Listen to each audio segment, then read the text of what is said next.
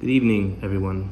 Thank you for joining us as we screen Gail Langstroth's film, Voiced, Words from the Asphalt. I'd like to begin by saying that Black Lives Matter. Black lives have always mattered and always will matter, and we will continue to pursue justice, and we will continue to struggle so that everyone understands that, respects that, and communicates that. I'd like to thank our moderator, Madam Christian Dolores. I'd like to thank our guests, Joy Sato and Mercy Talis Bukhari, for joining us in this conversation and leading this conversation. I want to say thank you also to Gail for recognizing how important this is, for using her voice as a white woman in America, but also for recognizing that she cannot center herself in this discussion or this struggle, right?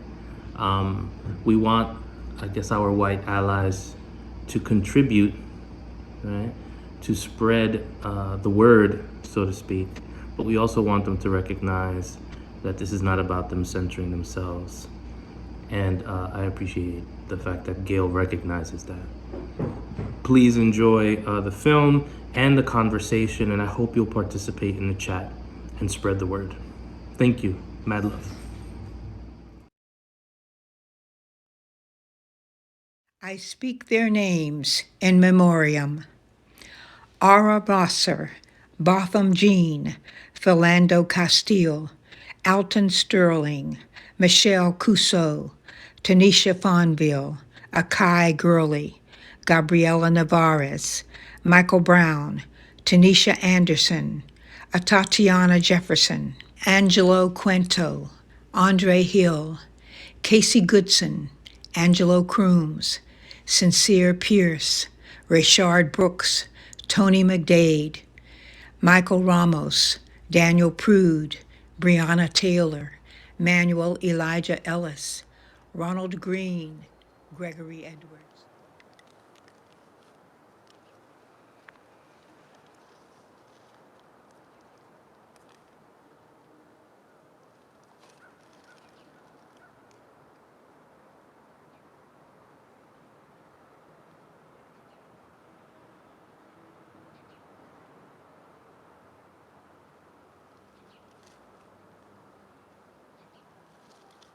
I sear toward a hole.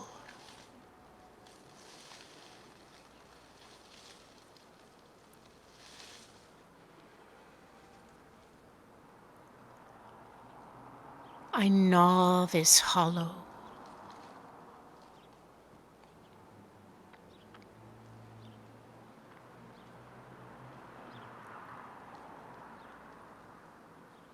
I know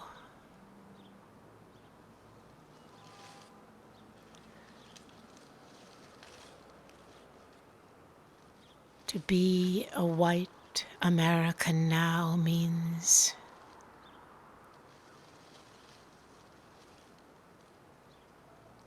stand in this.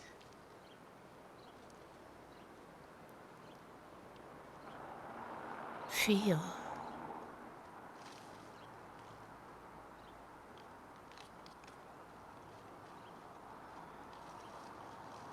Feel shame.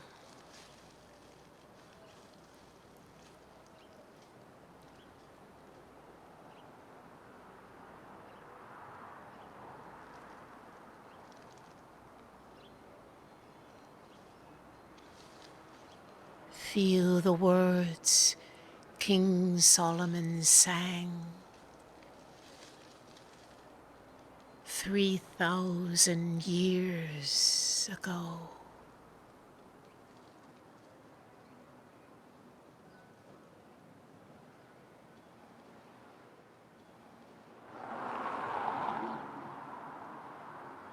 Set me as a seal upon your heart. Set me as a seal upon your heart. Set me as a seal upon your heart. Set me as a seal upon your heart. Set me as a seal upon your heart.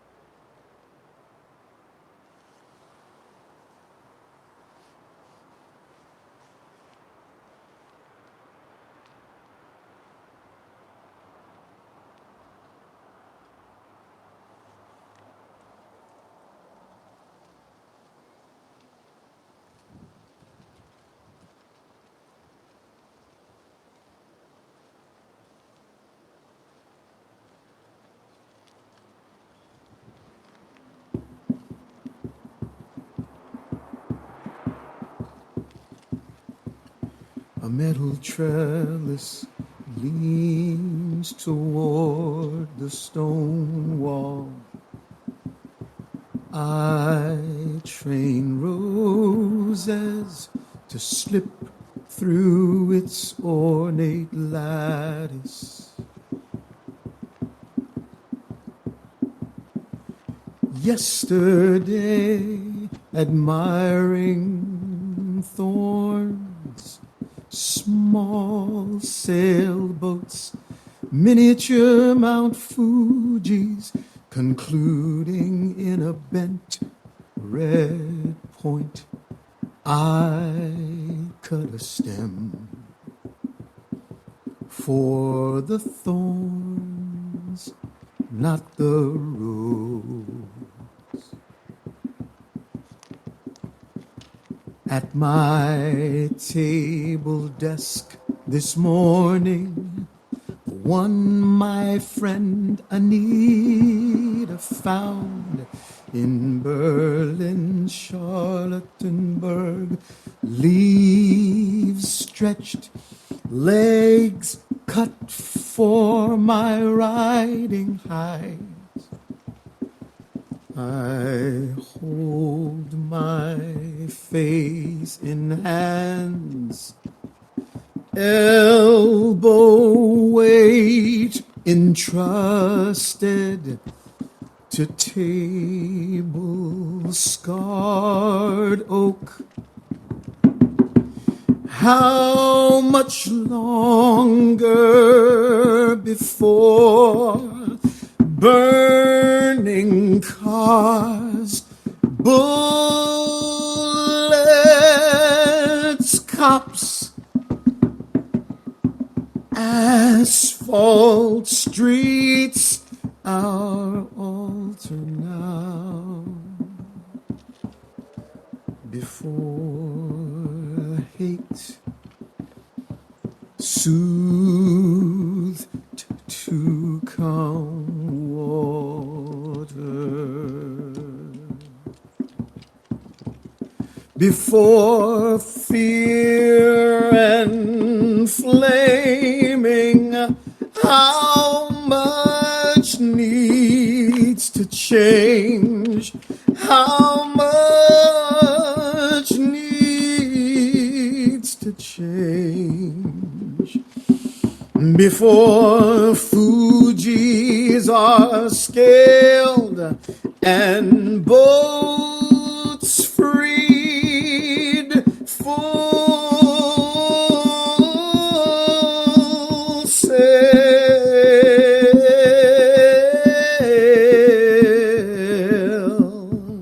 What's the sense of thorn until we can kneel? What's the Cows' sense fumes of sting thorn? before What's the pigs, sense sepals, of five-leafed. thorn? Something like Till molten we can stands kneel. reborn. Chaos fumes sting before What's the sense of thorn galaxy until we can post kneel? 5-leaf. Cows' fumes sting before Something like calyx, sepals, five-leafed. Something like molten stands reborn, reborn, reborn, reborn, reborn. Calyx, sepals, 5-leaf. Something like molten stands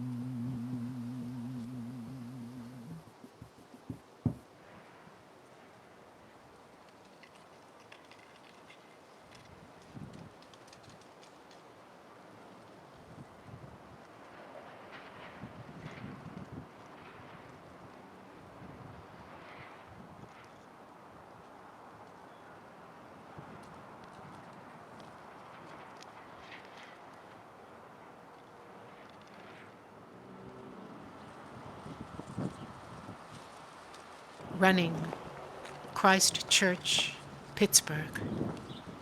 He coming. Helmet, glasses, dress of military, bullet, he pass, not talk me, start shooting, people in church, everyone killing, I running. Dressed in a white prayer robe, he survived to tell us, and I, 14,190 kilometers away, we know shooting, killing, how hate bullets halt, prayer, unleash grief, death. Tree of Life Synagogue. And Antoine Rose the second, white policeman, trial next week. Antoine, just 17, last summer he, running.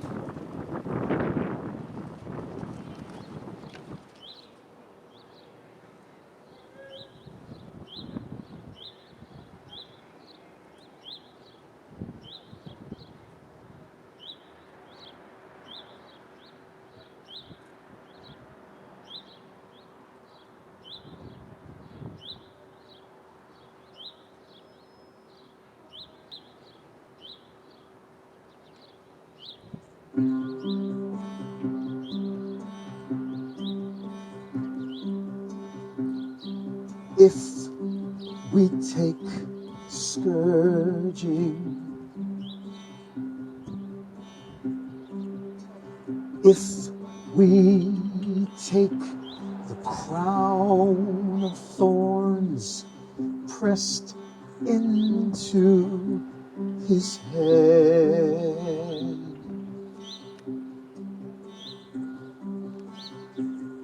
if we take that blood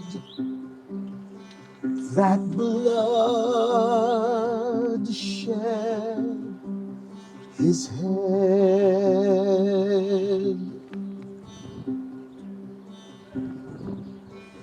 if we see Brianna in bed,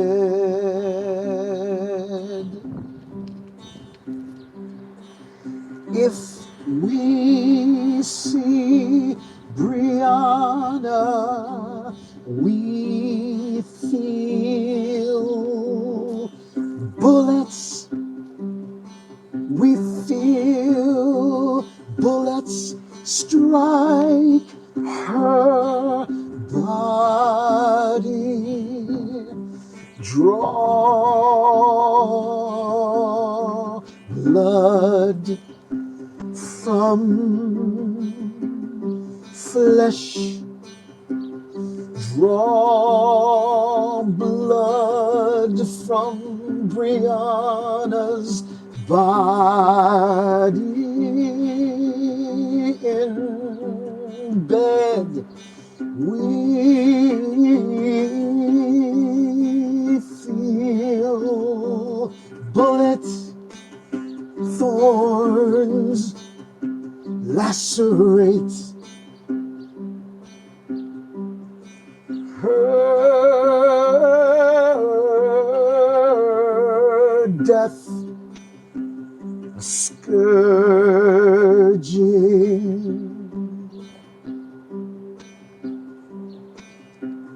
Depths become uncovered when we discover common threads, thorns pressed into head, bullets shot into body in bed,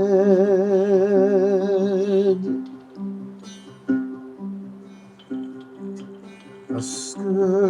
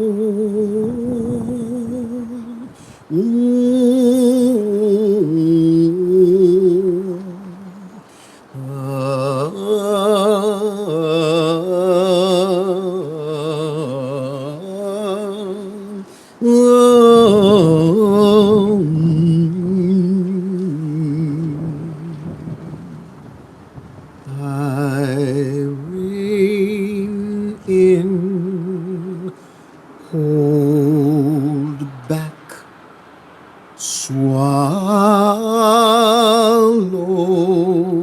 bark your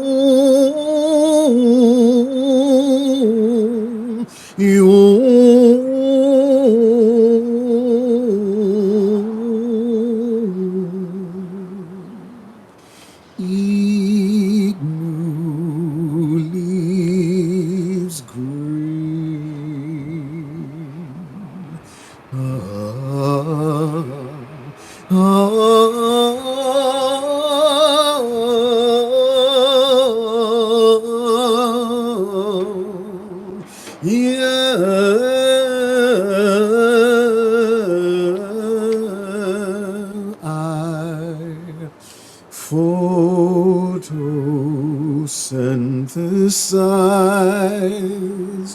silence, silence, etiolate, solitude,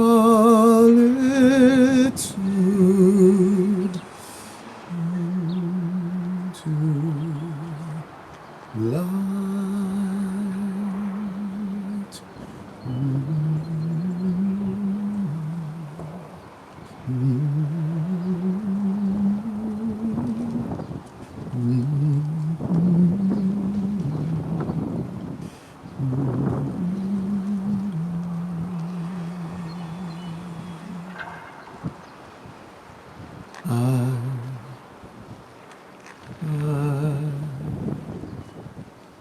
I rein in, hold back, swallow bark, eat new leaves green.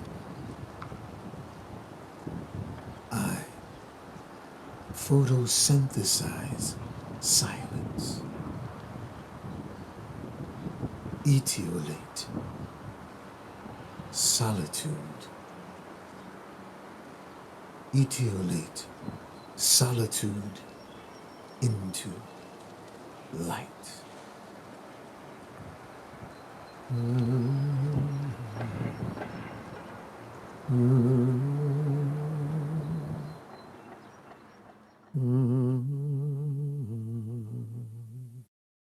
Walter Scott, Eric Harris, Philip White, Tamir Rice, Marcus David Peters, Michael Brown, Eric Garner, Tyree Woodson, Charles Roundtree Jr., Antoine Rose, Aaron Bailey, Deborah Danner, Joseph Mann, Corey Lamar James, Sandra Bland, Freddie Gray, Jonathan Price, William Madison Wallace Jr., Trayvon Martin, Ahmaud Arbery, George Perry Floyd. Injustice anywhere is a threat to justice everywhere. We are tied in a single garment of destiny. The words of Reverend Dr. Martin Luther King.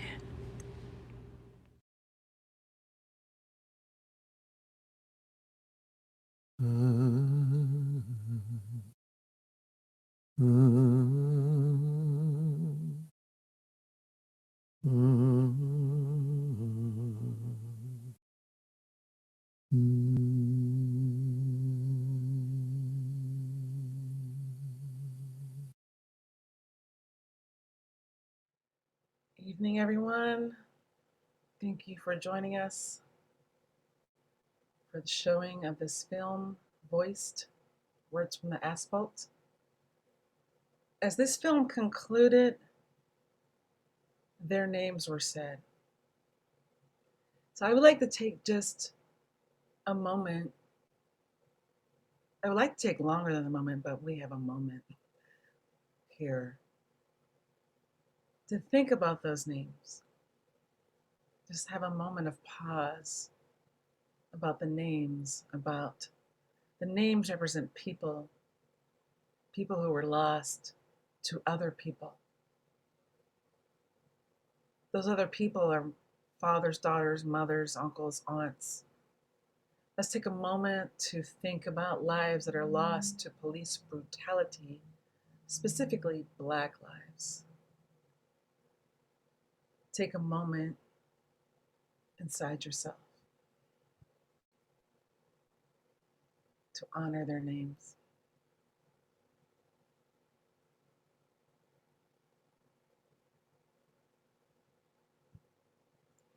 For I will miss the future of what they can never become, for they are gone.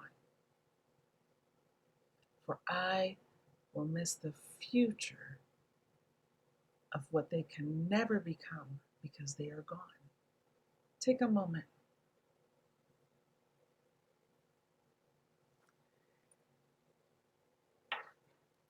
Here is a work celebrating Black Lives Matter, but as Ricardo stated, doesn't center itself. I thought that was so poignant about what he said about this film. Good evening, everyone. I am the moderator for the discussion that will happen in a few minutes. Madam Christiana Dolores, I'm going to open it up by telling you who we are going to be speaking with. Amazing luminaries, fierce femmes, beautiful humans. I'm going to tell you a little bit about who we are going to be talking with. And I'm using paper. I hope you don't mind, because the digital is just disturbing me. So I need the feel of paper right now. So I'm going to read from paper. For our panelists are Mercy Tullis Bucardi. She is a poet, essayist, and fiction writer who focuses on the woman experience through individuality, motherhood, and sexuality. She is a Callaloo Fellow, an MFA recipient in creative writing from the College of New Rochelle, and the Poet Laureate of the New York University 30th Anniversary Celebration Gala. Mercy was named one of the 8 authors bringing Afro-Latina stories to the forefront by Remezcla magazine. Her 3rd book of poetry, The Little Depths I Barely Have, will be released by Get Fresh Books spring 2022. Joy Sato, as I know her as Miss Joy, is a freelance writer and special events organizer. Based in Pittsburgh, PA, Miss Sato brings her unique spark of creativity to everything she touches, and she's not lying about that. No way. Then to the creator of this film and the poetry book, which we will all talk about throughout this evening. Raised under the big skies of Montana, and I love Montana, everything's purple. It's a beautiful place. Gail Langstroth is a trilingual lecturer, international eurythmy performer, translator, poet, and film artist. She is a graduate of Drew University's MFA in poetry, winner of the Patricia Dobler Poetry Prize in 2011, and poetry editor for the European art journal Sight magazine.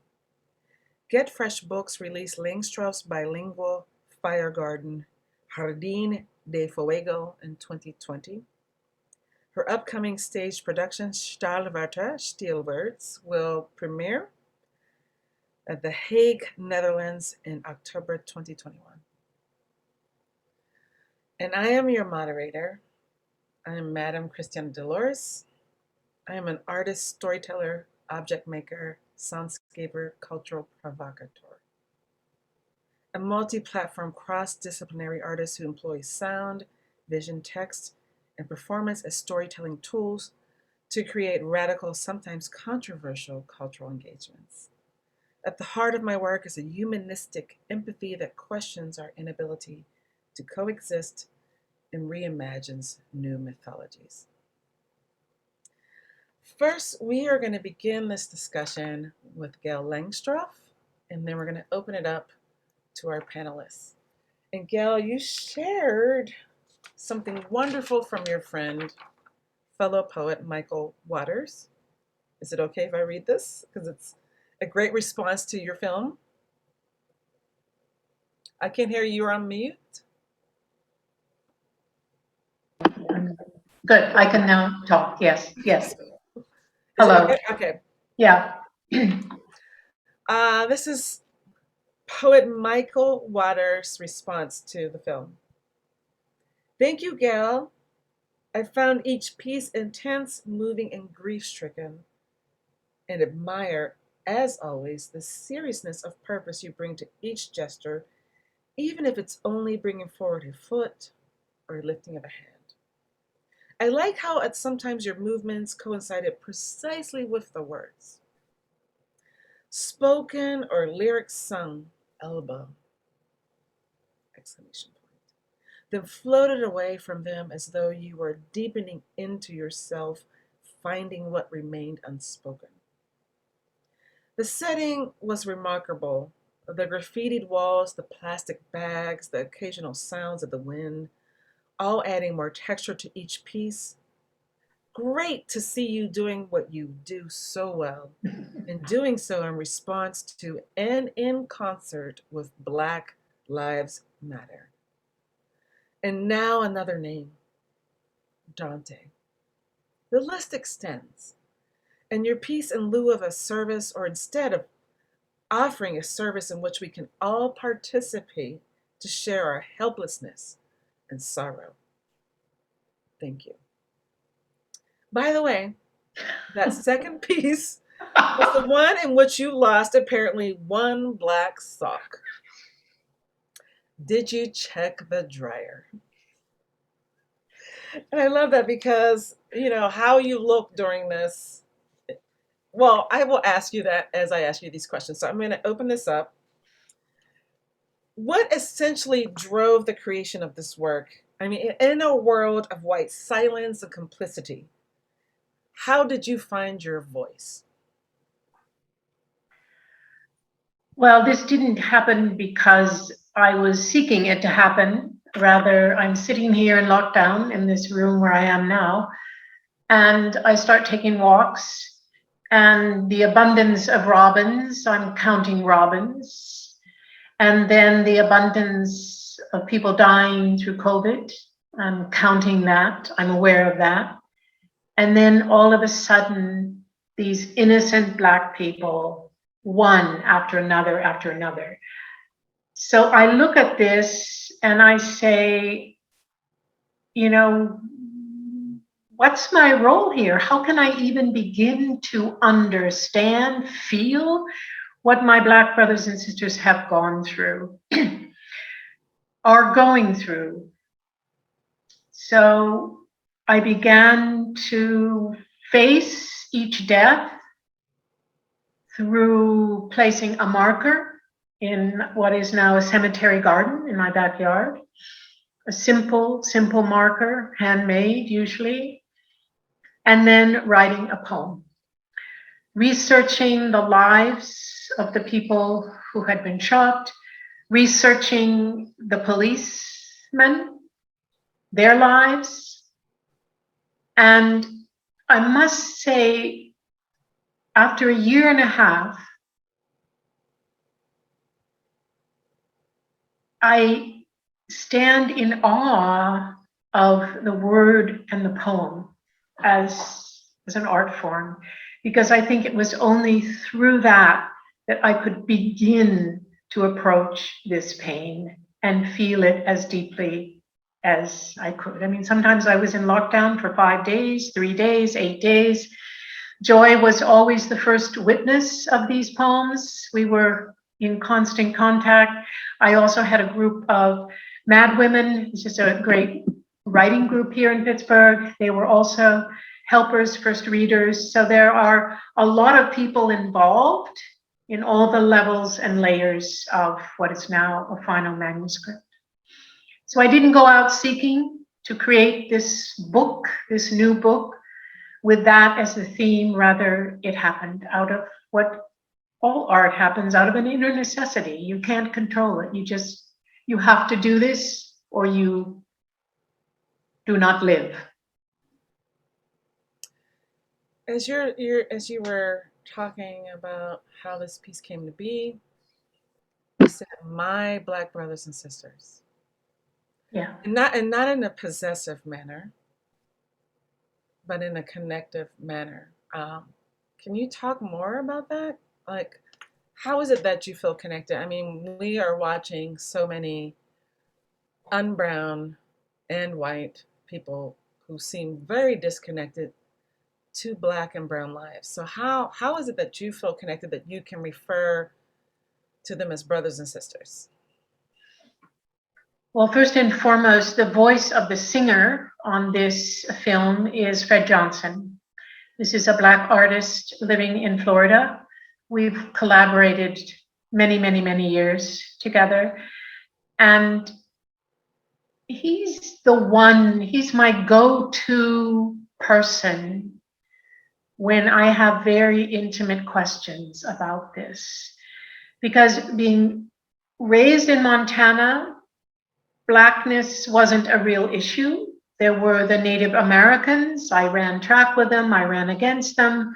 I was then in Europe in a very orthodox art training in a conservatory. There were no Black people, although the master teacher was half Black, half white. She was from New Guinea. So this thing of Blackness was not an issue until one day I was robbed and stabbed on the streets of Madrid by a Black man. And I say the knife went as deep as I could take it. What I realized in the months following that incident, it wasn't the person who this person really is, rather something came into this person, perhaps a need for drugs, whatever. So he was after money, but I happened to be locked in a hallway and out came the switchblade and it entered my thigh. So I have, since coming back to America, interest isn't the word, it's not curiosity, but I wanted to get to know these people. And because I admired them. I admired them for their abilities as artists, their voices as poets, their human kindness. You know, we talk about soul, but I don't even want to use that word. It's overused. So when I lived, my first stopover was basically in Baltimore, Maryland, which is, you know, there's a large Black population there. And I reached out, but it wasn't until I came to Pittsburgh. And for example, it took 7 years before the Leamington Gospel Chorale and Derek Tynes, you introduced me to him actually, Christiana. There is a basis of trust there, you know? So yeah, I feel that I'm not imposing something when I call them my brothers and sisters. Yeah. I thought about your long time of living in Europe, and what Blackness is there is not the same as what Blackness is here. And so when you return to America, encountering a kind of culture shock, I imagine, and do you see yourself looking around at other unbrown white people and wondering why they are so silent and why they are not feeling as deeply as you feel about what's happening? You know, I'm not worried about other people. I'm, you know, I think this whole path is a very individual path, and I think on all sides we have to work every day. I mean, I was in a parking lot the other day, and a drunk Black man came toward me, and I skirted my shopping cart in another direction, and I'm thinking, if that had been white, if he had been white, would I have done the same thing? You know, so I am continually on my own edge with this question and my feelings about it. It's my responsibility. I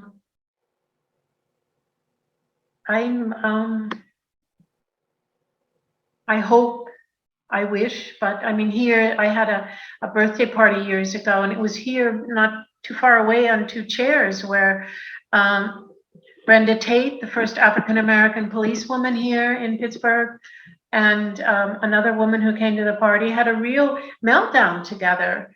And the white woman was saying to Brenda, I'm sorry. You know, I continually feel there's a guilt. When I first visited the African-American burial ground in Manhattan, I had a meltdown. I had a big meltdown to see that there were 15,000 plus slaves, nameless, dumped into the earth, And that was 10 years ago, 9/11, I was working on a project in Battery Park, and there were all the flags with the 2,000 plus had been killed in the towers, named. Well, come on, these are people. They built Manhattan. So anyway, I don't want to get, it's a journey. It's a journey for each of us, And I don't take responsibility for anyone else's journey, no. Thank you. I really like how you're saying that because it is an individual journey. As I'm reflecting on your piece, and I'm thinking of other unbrown artists who are trying to tackle how they feel about what's happening, I appreciated the fact that you utilized your own body to express how you felt. There are several artists who are using the bodies of deceased Black people and sculpting them or painting them to try to express how they feel about what's happening, but it's a co-opting.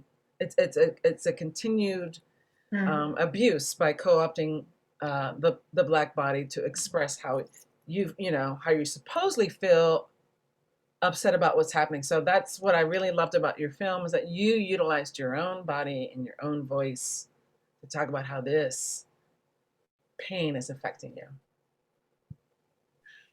Well, that's partly the art of eurythmy, this thing that I've been doing for over 50 years.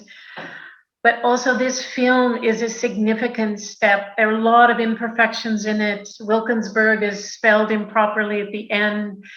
I was ill from my vaccinations. It was still cold outside. The tapes from Fred in Florida didn't come. I mean, there was so many glitches. We only had 3 weeks and. So I couldn't go to those sites because they were so alive. I couldn't go and practice and show what I practiced the day before. So it was all edge work, out of the moment. Out of the moment, either do it or don't. So those pieces are studied and practiced, but they are improvised out of the moment.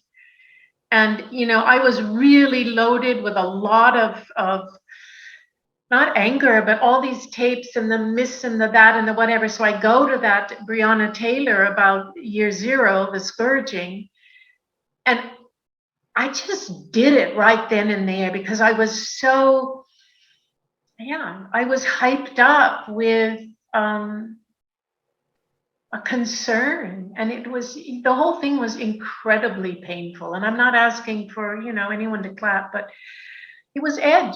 It was edge. It was either do it or don't. No. I hear you. I want to open it up now to the panelists that you, Gail, selected. These amazing women.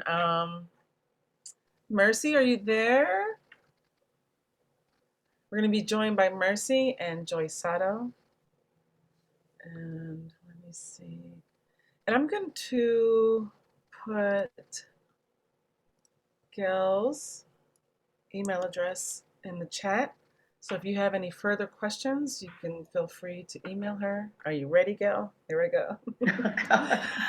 All right, it's in the chat. Let me see. Is Mercy here with us? Well, Gail, we're going to start with you, Miss Joy, and wait for her to join us, right? Sure. I saw your name in the credits, so I am going to ask, what was your part and your role in the production? I don't want to say the word production because it sounds, Right. it's not a production, it's an expression. So how are you and Gail working together on this piece? Well, it takes Gail to tell the story of how we came together. And when we came together, we never separated. When I first met her, I saw her spirit. I told her she didn't have to come and dance or do anything. she proceeded to tell me about her experience, and I told her it didn't matter because I could see her spirit. And when she was going through all of this, what she just expressed about what she was going through and all the things that were happening, to me, all of that is somewhat production oriented because of her preparation and her preparing to create the film. But prior to all of that, when she was taking walks and every time she'd hear something in the news, she'd come back. It was just tearing her up inside. And she was saying, how can this happen? And I got to do something. And something I'm not connecting here. I don't know. Can you still see me? We can still hear you. We don't see your video, but we can still hear you. Okay. But anyway, it was just amazing how she was experiencing all of this. And she says, I've got to write something. I've got to write something. I've got to do something. She was just compelled. And when she went out to look for the graffiti wall, she said, oh, I got one today, and I got one this day, I got another one this day. And when she go back to shoot the film, it would be painted over. So she had to start over every time because a lot of these areas, they get cleaned up immediately when people in the neighborhood report them. Anyway, once she got it all together, she came up and she says, well, I've got a few days to get this, enter this, Miss Joy. I've come up with a few names. I need some more names. See if you just get some more names. So when I sat down to do it, something just came over me as well. All of her anxiety and her love and the relationship that she and I have. I wanted to make sure it meant something, that it just said that I put the feeling in those names that would resonate with what it was in the content of the piece. And so I did it 3 times. And the first time I just read the names she had and some names that I added. Then I rearranged the names and made sure that the last name was George Floyd, because I believe that that name is the key that entered everyone's heart, that transitioned our view of what has been happening to Black people for hundreds of years. So I wanted that name to be last and be heard last and be remembered. And when Gail started to go in and do the movement, all the things that she planned to do, eurythmy is a form of movement that has to do with spiritual healing. I've seen her look at somebody's name or look at a person and she'll come back and say something about that person. That is the wealth of knowledge that she has, that she learned from the masters of eurythmy. And you see her doing it in the piece, but that's why we feel the agony. That's why we feel the pain. So when I sent the names back to Gail, and I had added the words of Martin Luther King on the end of it, I was shocked when she said that the film producer, he said, put it at the beginning and put it at the end. And it was just a wonderful feeling that I could contribute to what she was doing.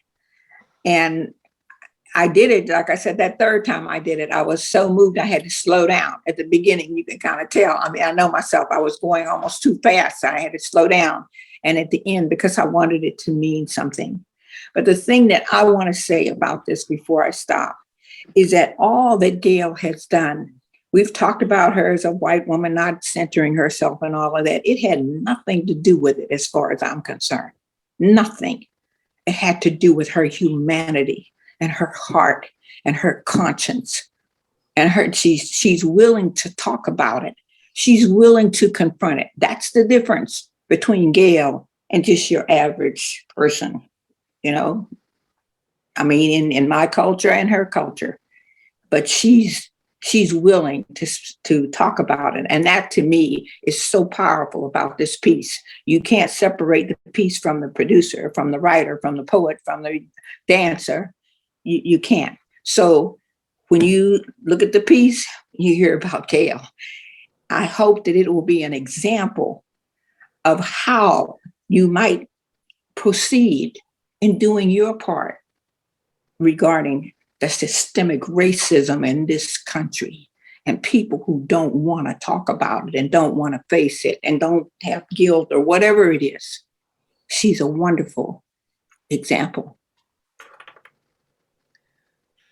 Thank you, Joy. I mean, you hit on it, humanity, right? And that, for me, is the ultimate goal. But I need to ask, like, do you think it's easy to assume that all unbrown people, white people, are blind to inequities, blind to Black pain, don't feel the pain that we feel? I mean, every day we are bombarded by imagery of what has been known and called as Karens. This is becoming an iconic image of how white women are treating Black women or Black people. So do you think it's easy to assume that there are no feelings coming from white women about Black pain? Well, you know me well enough to know I'm going to say exactly what I feel. Yes, it's easy to assume it because they've been doing it for hundreds of years and they're still doing it. So it's easy to assume it. That's the phrase. Is it easy to assume? Yes. But we've come to a time. That's what's so wonderful about this time, the way we're speaking out. And something that is so powerful in the culture today is that beautiful Black women are everywhere, on every platform, in every genre, showing who we are, unafraid, unabashed, outspoken. And I believe that we are making new strides, showing who we are, just in that genre of just existing, where we didn't have a chance to do that. We are doing more, but I think in some instances it's just becoming competitive. But I don't know that that's going to play out this season, if you will. It's not about competition. It's another thing. Mm-hmm. And before we get off of here, I want to really hope you come back to me, Christiane, about how Gail started this film and what it's about. When the singer is talking about the Song of Solomon, it starts with love. You need to go read that. That's about the great love match. But the seal, it's like sealing your heart. Mm-hmm. She was a Shulamite, but it was Samson who was going to do the sealing. And it's that all of that is a part of Gail and what she put into this and into the writing. And when you understand some of the elements of it, this is what I mean about the substance of the piece is far more than you just meet the eye from what you look at. Thanks, Joy. But no. Yeah. Mercy, are you there? I see you're here. Are you able to join us? Did I hear a yes? I resent the link. She had trouble. I don't know. Okay, yeah, I was pressing the mic to unmute and it wasn't allowing me for a little bit, but here I am. Hi, Mercy. Hi, everyone. Hi, everyone. Yeah, I've had a rather scattered day and even more scattered, overwhelming week, but here I am.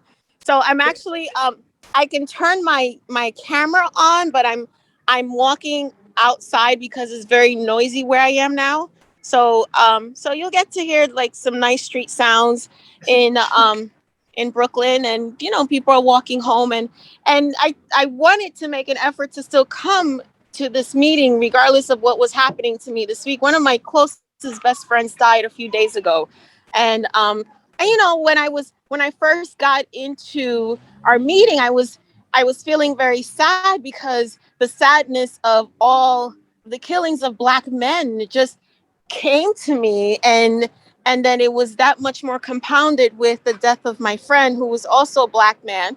And he did not die by the hands of a police officer, and he died by cancer. And it's just so I just find it so brave to be able to be in a place of humility to show what is needed for us to progress, to move forward as a human race. Because we've all been raced, right? We've all been categorized, and we've been categorized in order to for certain groups of people to have power over other groups of people.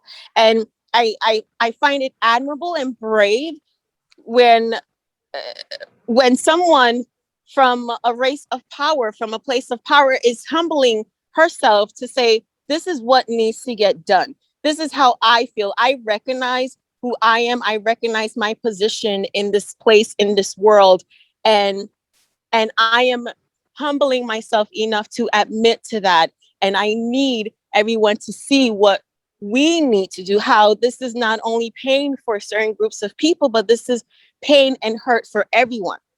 Yes. Going back to what James Baldwin says, right? Where, you know, in order to heal racism, white people have to look at themselves. It's not, yes, we're going to fight. People of color will fight. People of color will demand. People of color will affect policy as much as they can. But people of power also need to look at themselves. They cannot expect Black people to tell them what to do. They have to look at themselves to understand what needs to get done to heal from racism. And that's the beautiful part of this film, where it's about healing from what has diseased our culture for hundreds of years. And you know, that's my perspective on that. That is my take on all of this. And I hope that it inspires others to reflect on themselves, to look at themselves, and to see what path and avenue they can take to educate and change others of influence, whether it's through the arts, through song, whether it's through government, whichever path they're on where they have influence. I hope that this film influences them to be on that path in a space of change for others, for everyone, not only just for everyone, pretty much. It just got loud out here. It was kind of quiet, and I was like, okay, I'll stay in this corner. And now it just got really active. But I mean, what does anyone want to question me on anything I say? I mean, I can go on, but I don't want to take over, especially since I've been popping in and out because of you know, everything happening around me. Well, Mercy, I'm really sorry about your loss, and thank you for still joining us despite that. I am hearing what you're saying, and was interesting, you know, the humility that you're talking about that Gail has embraced in her film. It has been interesting for me in conversations with unbrown people who assume, because of the way that their lives are, that they have no power.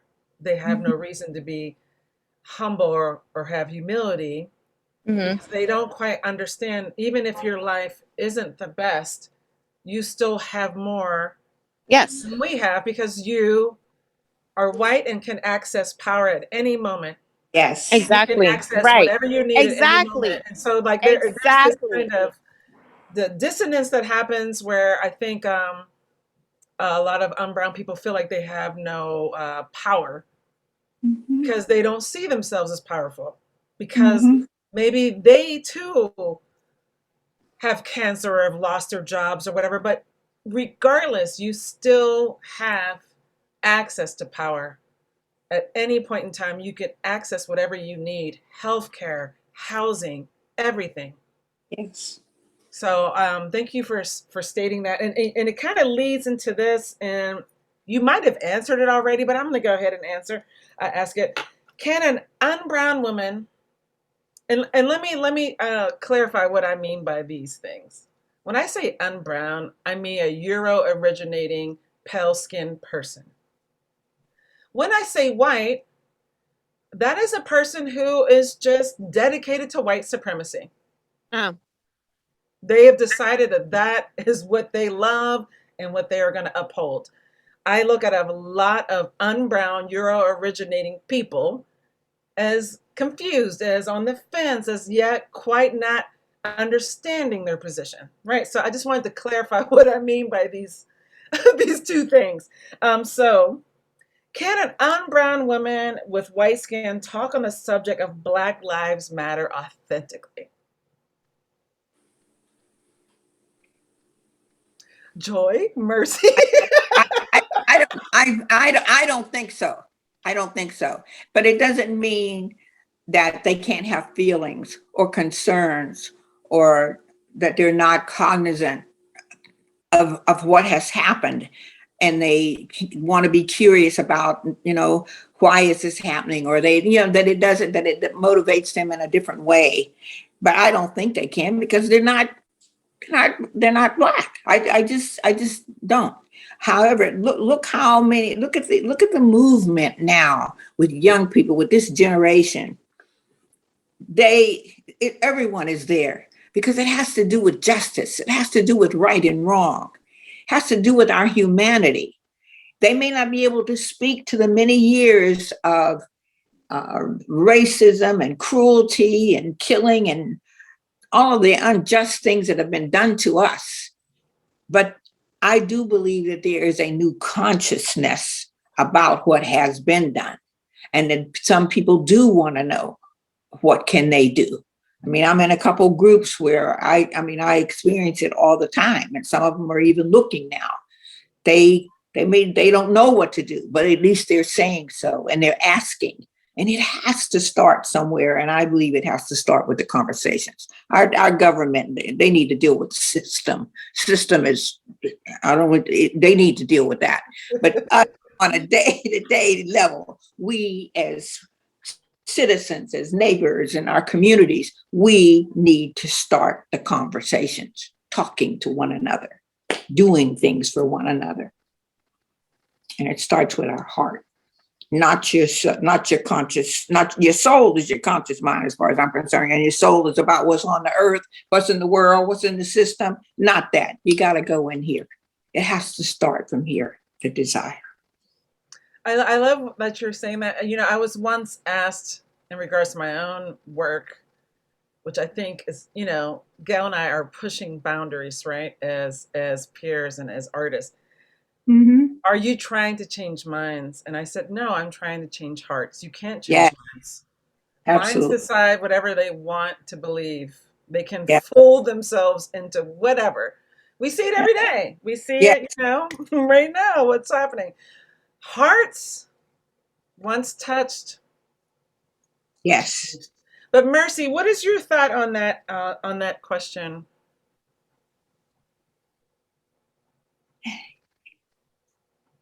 You there, Mercy?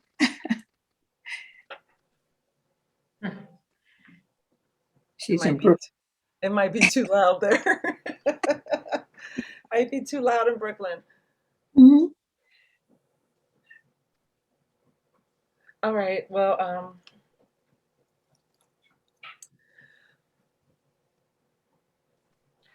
She says her mic is off. Can it be turned back on again? She can't direct her mic. Let me see. Yeah, I'm unable to. Saira, can you turn on Mercy's mic? Yeah, there we go. Okay, great. Thank you. Oh, yes, I'm here. I was pressing that mic and it wasn't letting me speak. Ah! But I was here. I was listening to everything.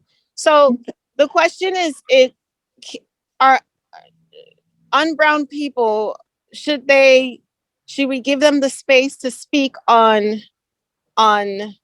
on race issues. Yes. Yeah, Can they? can they, do you think they can authentically feel, because I mean, this is some of how do we move forward towards humanity, right? If you Right. can't feel what, as Gail said, my Black brothers and sisters are feeling, then how are we going to move this forward? It's going to take all of our voices. So can an unbrown woman with white skin talk on the subject of Black Lives Matter authentically? I think so. Most definitely. I definitely think so. I and I'm going to use pop culture as as an example, maybe not the best example, but as an example where you have Kim Kardashian, who has been able to capitalize on Black culture for many years, and then she advocated for having prisoners of color released from jail. She pushed for that. And it's, you kind of I looked at her like, okay, maybe she's not that bad, or maybe she still is. I don't know. You know what I mean? But it's just this whole thing where you have to question if someone of, let's say, of her status, who was a person of color, were to push for people to be released from prison, would they pay as much attention to that person as they did to Kim Kardashian? I don't have an answer for that, obviously, but I feel like we do need all voices to speak, just so that, I mean, what we experience is real. What people of color experience is real.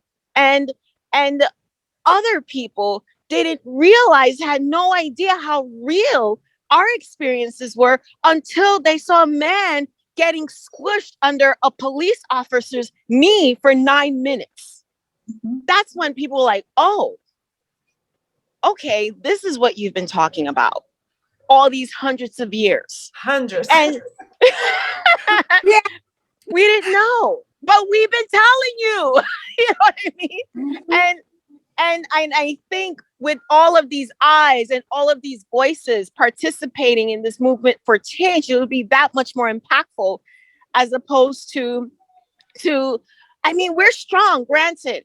Our impact is strong, definitely, but we need all voices, and we need everyone to come forward and to speak on issues that require drastic changes.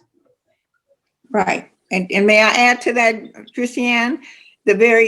For instance, Greenwood in Tulsa, they would have just let it remain something that happened years ago. Nobody wanted to talk about it. Nobody knows where the bodies are. But who came along and said, oh no, we will find out and we are going to dig it up? A white mayor.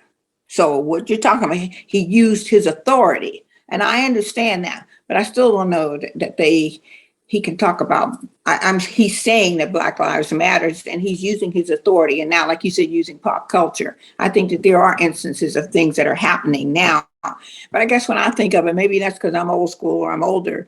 I think about it as just so far back, and things that I've personally experienced, and I still have experienced them when I came back to Pittsburgh after living in Southern California for 37 years in that bubble.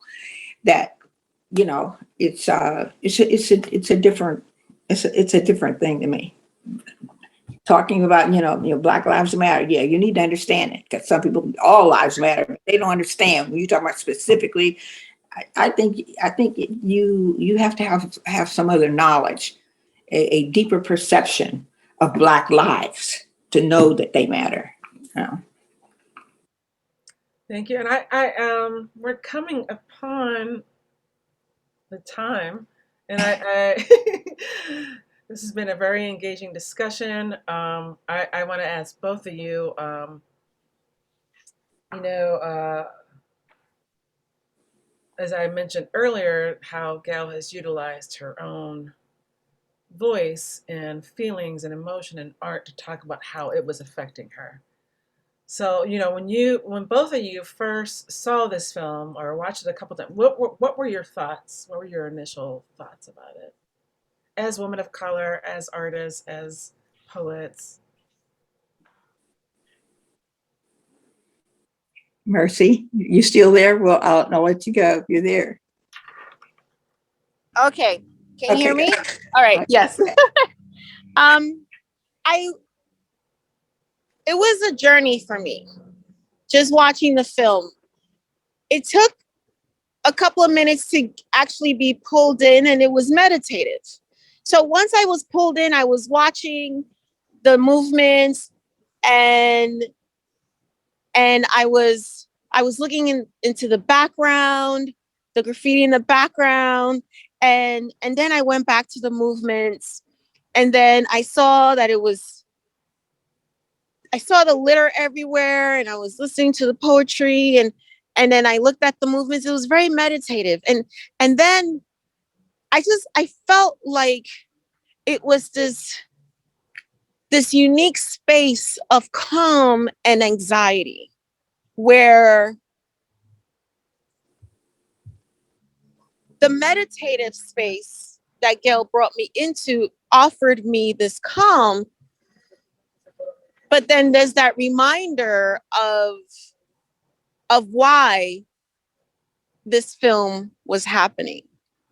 And through that conflicting feeling of calm and anxiety, it's this place of wow, this is beautiful, and what am I doing as a Black woman to move this discussion forward?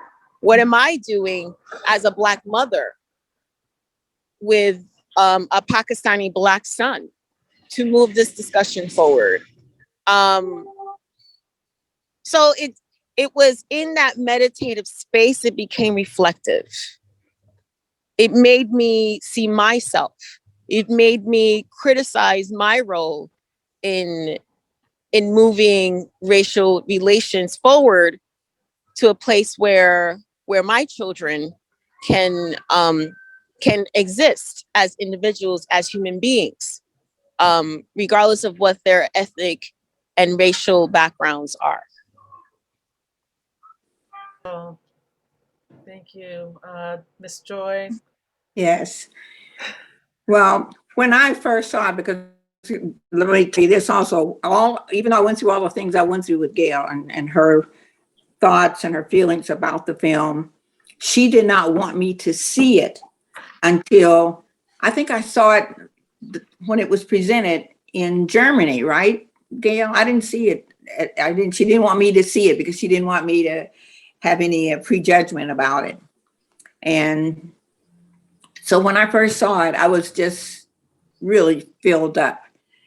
First of all, I'm a person we all are of God, but I love God. I live my life by it. I live my life by the principles of God, of Christ, of goodness and mercy, and the word of God. And she started the piece out with the Song of Solomon.